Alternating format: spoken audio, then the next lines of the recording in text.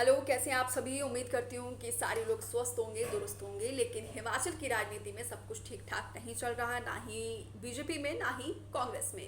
और इसी बीच नरेंद्र बरागटा जी का जाना अपने आप में बहुत बड़ी क्षति है। पार्टी के लिए, सरकार के लिए, प्रदेश के लिए बहुत बड़ा वो शून्य छोड़ कर गए हैं।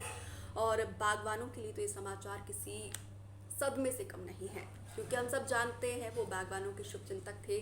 पक्ष में हो या फिर विपक्ष में हो, वो अपनी आवाज़ मुखरता से बागवानों के हित में वो उठाते रहे हैं। जब धूमल सरकार में उन्हें बागवानी मंत्री का जिम्मा मिला था तो उन्होंने इस कदर काम किया, उन्होंने जो कोशिश की थी उसी का एक नतीजा था कि हिमाचल प्रदेश को उस वक्त देश में बागवानी के क्षेत्र में सर्वश्रेष्ठ राज्य से नवाजा गया था।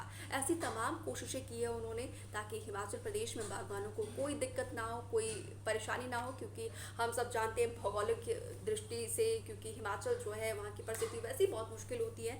और उन्होंने उन परिस्थितियों से निपटने के लिए, बागवानों के जीवन को आसान करने के लिए, सुगम करने के लिए तमाम कोशिशें की थी।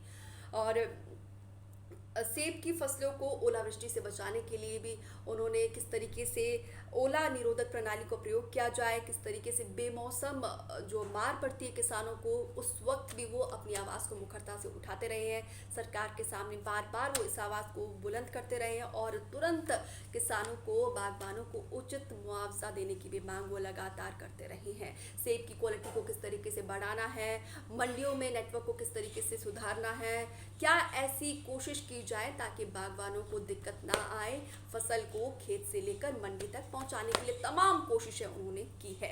और इसी बीच जब विदेशी सेब में आयात बढ़ाने पर जो मुद्दा है अटल सरकार में उन्होंने उठाया था ताकि बागवानों को नुकसान ना हो, वो हर कोशिश करते थे ताकि हिमाचल के बागवानों को जो है वो सारी सुविधा मिले, सारी प्राथमिकता मिले, ताकि जो बाहरी विदेशी कंपनीज है उनको ना दिया जाए। वो हर बार जो है, चाहे केंद्र में बोले, चाहे वो प्रदेश में बोलो, सरकार के समक्ष वो हमेशा से ही बागवानों के हित में आवाज़ वो बुलंद करते रहे हैं। मैं एक बागवान की बेटी हूँ और मैं जानती हूँ उन्होंने क्या कुछ किया है। इसके लिए नरेंद्र बरागटा जी, हम आपके ऋणी रहेंगे, आपको कोटि कोटि नमन इस चीज़ के लिए।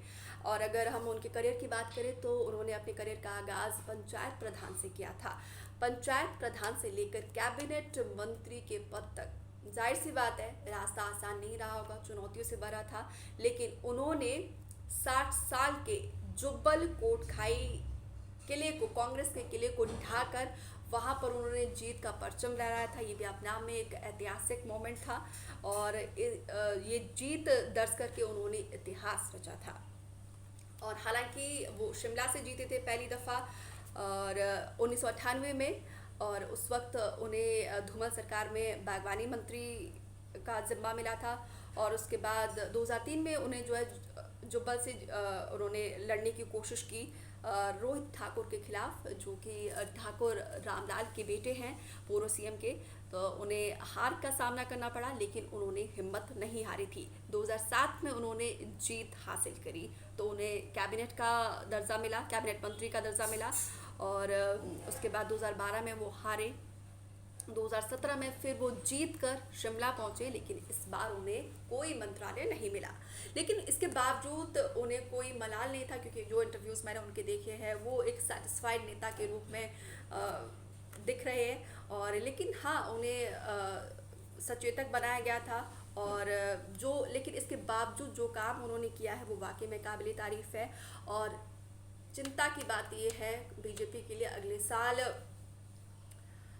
विधानसभा के चुनाव है और विधानसभा के चुनाव में एक उनका जाना बहुत बड़ी क्षति है। और जो उनका रिक्त है उसको भरना, रिक्तता को भरना अपने आप में बहुत बड़ी चुनौती है बीजेपी के लिए। और क्योंकि वो एप्पल बेल्ट के पिलर माने जाते थे, पिलर ऑफ एप्पल बेल्ट, उनका जाना बहुत बड़ी क्षति है। और हम बस यही दुआ करते हैं, यही प्रार्थना करते हैं उनके परिवार को इस संकट की घड़ी में ईश्वर दुख सहने की शक्ति दे।